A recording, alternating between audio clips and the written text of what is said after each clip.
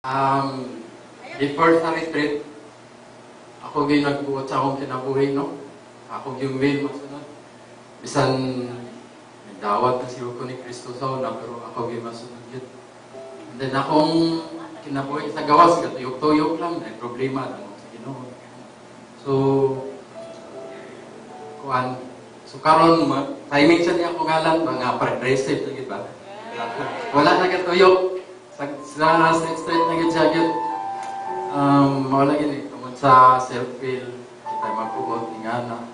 O yun na nato at emotions na mapasakitan nato ato mga minahal sa kinabuhi nga dapat punta ato ilab, no? Tumagin ka na. So, dali sa retreat, ihatagin ako tanan kay bubot na akong kinabuhi. Nagkala nangawala, napasakitan.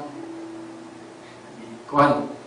So, pag primero, first day, grabe ang soros, hilap tanan, murag mungkat kayo. Pero nagkanam-anam, pagkakuhan, labi na itong gahapon sa pagkuhan, deliverance bitaw, natangtang tanan.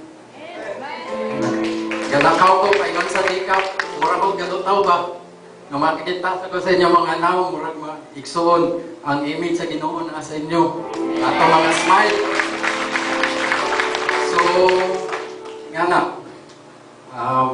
akong kastorya, murag, wala pa man gid mahuman, kaya napasagay. So, abangin lang yan.